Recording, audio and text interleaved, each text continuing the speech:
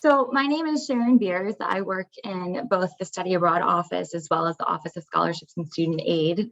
And I've been at UNC for a little over 9 years and was very fortunate that during my undergraduate career, I had the opportunity to study abroad in Athens, Greece. And I'm joined by Yali Gomez. Yali, if you want to go ahead and introduce yourself. Yeah, I'm Yeli.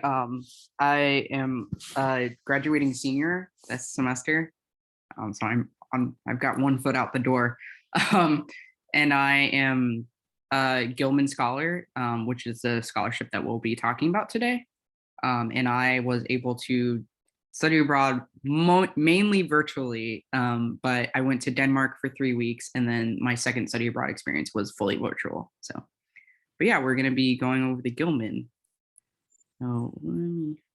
Yes, and we're so excited that you're here this afternoon. Yali has really been the one to put this entire presentation together, and I'm just excited to talk about this Gilman Scholarship that can hopefully help fund a very significant part of your study abroad experience. Yeah, so I'll get started. So this is the Gilman Scholarship. Oh, what are you doing? There we go. Sorry.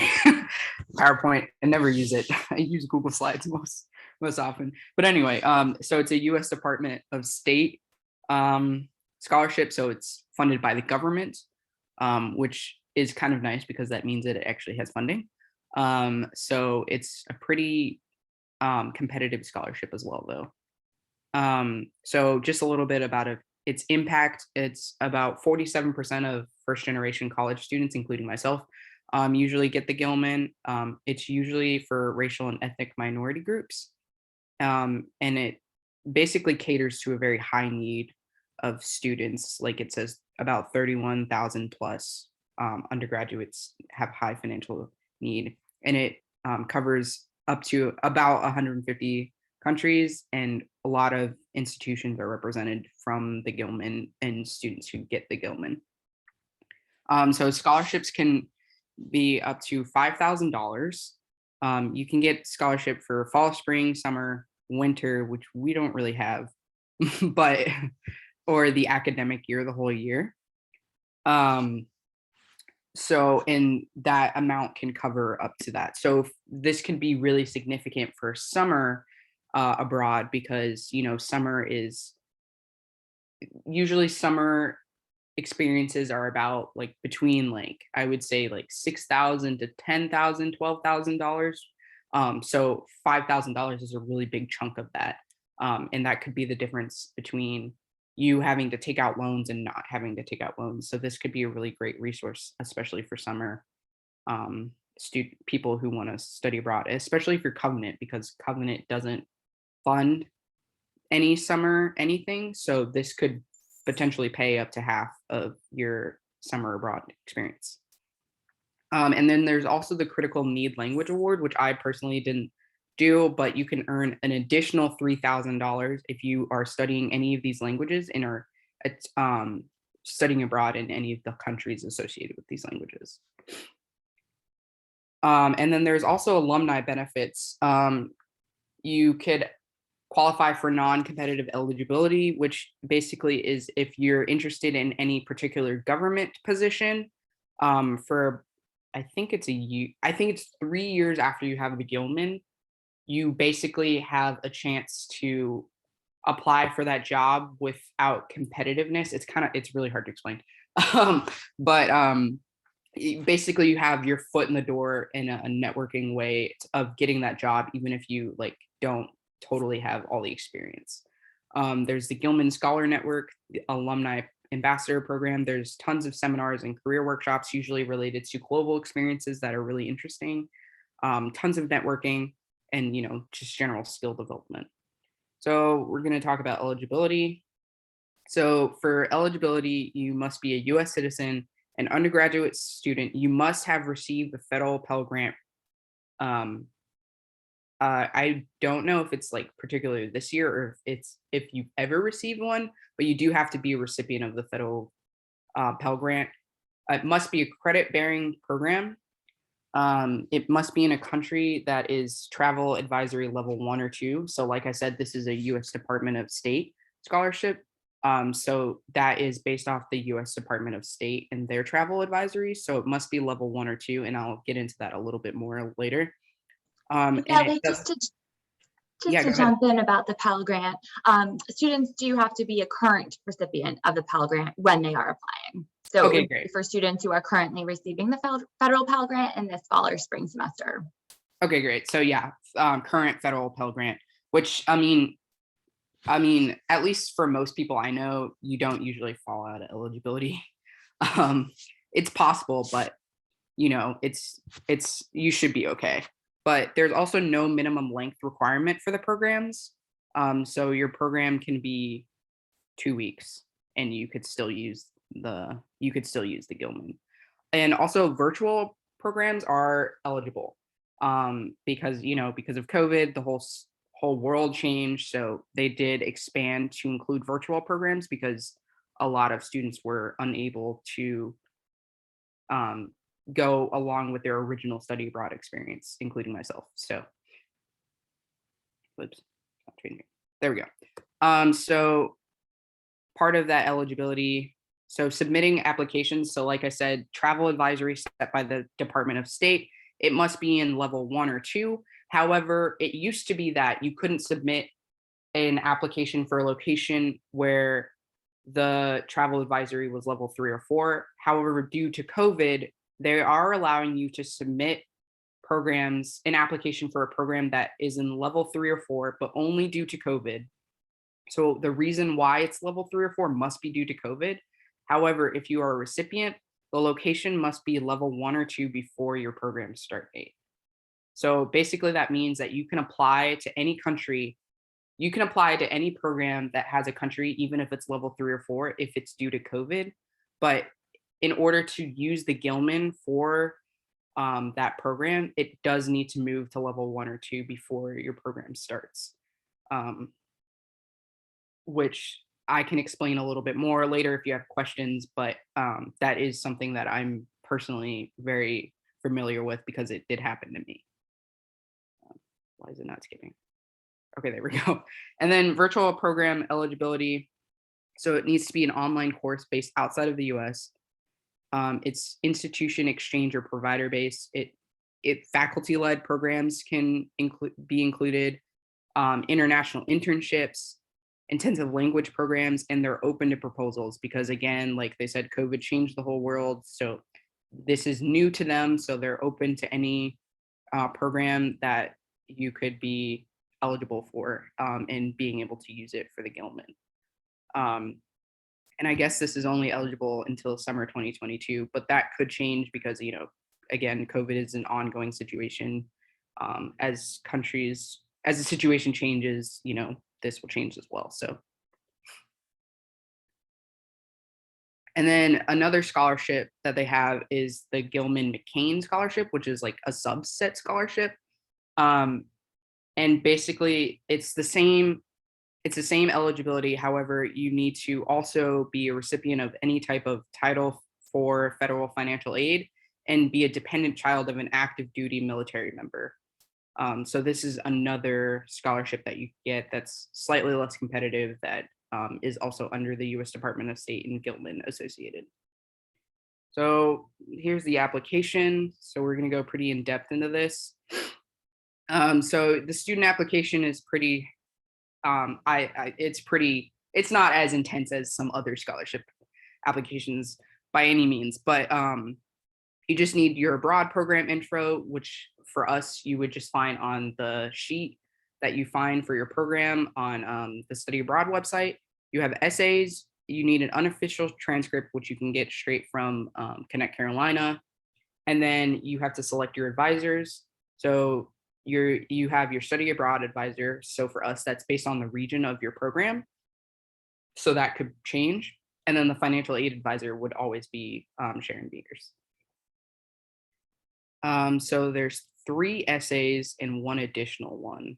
Well, technically it's 2 essays, but 3 like topics of the essays and then 1 additional. So then there's the statement of purpose essay, which has a max of 7,000 characters. I can't remember if that includes spaces or not, but you can always get into that later.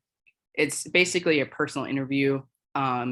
It's more about you, your academic, professional, and personal goals, and about the program and why it fits those goals, and then also about meeting challenges that you may face. This is the actual essay prompt. So basically, like I said, it's just like, how will this particular program help you achieve your academic or professional goals? Why did you select this program? How are you academically prepared to be successful abroad? And then what examples of knowledge, skills, and experiences will you draw on to meet challenges abroad? And this is just paragraph form. So one thing that you really want to do with this particular essay is really make yourself stand out. Make sure you emphasize why this particular program meets your goals. And if the country is, you should try to find a way to explain how the country is relevant, but definitely try and explain, like, if it's really relevant, why the country itself meets your goals.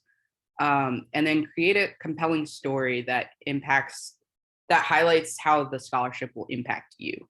Um, so like for me, I just made sure to explain how, for as a covenant scholar, summer abroads aren't really an option for people, but it's a way to be able to do a summer abroad because of this scholarship, and why that's important, and make sure you really highlight your goals and why that particular program is really important to you.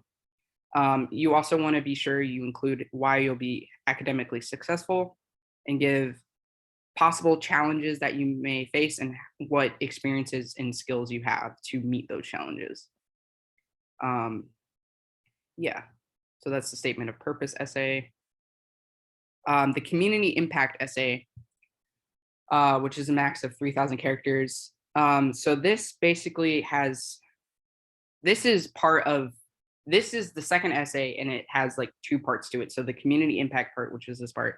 So it's basically what it means to be a U.S. citizen while abroad. How will you seek opportunities to be culturally engaged, and like seeking opportunities to have meaningful interactions? This is the prompt for it.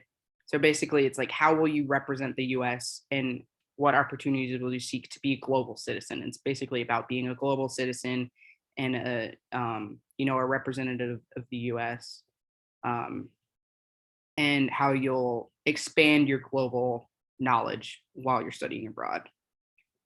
The important parts of this is like how you will represent the US, how will you contribute to a goal of mutual understanding, and then how will you be culturally engaged. This is pretty quick. It's not super hard, but this is probably the more important part of that essay, which it's kind of the same essay. I don't know. It's a little confusing, but this is a second topic of that same essay. It would all be in the same like page or something. But basically, this is your community impact part. So part of your Gilman Scholarship after you are a recipient is you need to do a follow-on service project. So you need to propose that project. So how will you give back to inspiring others to study abroad? Will it be on campus in your home community and design and stuff? So you need to be really specific. You want to state out a specific plan of action, and also think about your community and local schools, and how you heard about the Gilman and how you could tell other people about it. So if you haven't figured it out already, this is part of my follow-on service project, this like presentation. So just like consider it in that regard. This is the prompt. Basically, the important part of this is that you really go through step by step how you will do your plan. So that includes like what you'll do before you leave, what you do while you're abroad, and what you do when you return. Most of it, don't feel like you have to do a lot before you leave and while you're abroad. Most of it is done once you return. So don't like feel like you need to really expand or really think outside the box of that, but just make sure you have an idea of things that you could do before you leave and while you're abroad. But basically, it's like Does your follow-on service project increase awareness of the scholarship? Is it feasible? Is it something that you can actually do? You definitely don't want to propose a plan that's like really crazy. They don't they don't expect you to come up with like this crazy, amazing idea. It's something that you actually need to do. So make sure it is feasible. It needs to be really detailed and specific. Um, did you incorporate your study abroad experience? So how will you incorporate your specific experience into your project? Of course, you don't truly fully know how you will because you haven't studied abroad yet, but just come up with some ideas. And then what's your intended audience and how will you collaborate with the community? So my specific, you just want to be really specific in this part. And then this is essay 4, which is optional, which is a critical need language award essay. So if you would like to get that additional $3,000 or have a chance at that, you need to also do this essay. I don't know as much about this essay, but it's just another essay. So are you studying a critical need language, sorry. Is it spoken in the country you're going to? How does it relate to your academic goals and then also your professional, academic, and other goals? This is the prompt for it. It's pretty short. Compared to the other two, it's a lot shorter. But yeah, and then some deadlines and timelines. So that first line we're not paying attention to because it's already passed. But the next cycle is the March 2022 deadline. So that's for programs that start in May of 2022 all the way to April of the next year. So that's a pretty good chunk of programs. The application opens in mid-January, so it's not open yet, but a lot of the application pieces are available online, and you can even start your essays like now. Because like I said, I just gave you the prompts. The prompts are available online. If you know your program already, like you can already start answering stuff. The deadline is March 1st at 11:59. That's Pacific time, so you actually have till 3 a.m. However, I would try to get it in by midnight so you're not up in the wee hours of the morning. And then just like an example with our deadline for fall and summer programs. Oh, that should say 2022. My bad. Anyway, the deadline is February 10th at 11:59. So for some people applying to the Gilman, they don't actually know what program they're applying to when they apply to the Gilman, but you will know. Also, by this time, you might know if you've been accepted or not. It doesn't matter if you haven't been accepted yet. If you don't know that information, that's totally fine. You can still apply, but you are still able to apply. And then the advisor deadline, which this is just to get your advisors to certify your application, that's on March 8th. So they have an additional week after you submit your application. So your advisors can't certify your application until after you submit it. So they have to wait until you're done. So what I did was I just emailed Sharon and then my study abroad advisor. I said, hey, I'm applying for the Gilman. I will let you know when I submit my application. Just keep an eye out for that email. And then when I submitted it, I sent them an email and then they shot me an email back when they certified. And then you can always check the status of that in your own application on your own side as well. But yeah, this is some Gilman Scholarship social media, and then more information, contact information. And then this is my contact information. So do you have any questions? Let me go ahead and stop recording, Ellie, unless you have any other. Okay, I'm going to go ahead and do that. And that way, Steph, certainly if you have specific questions, then you can go ahead and ask them.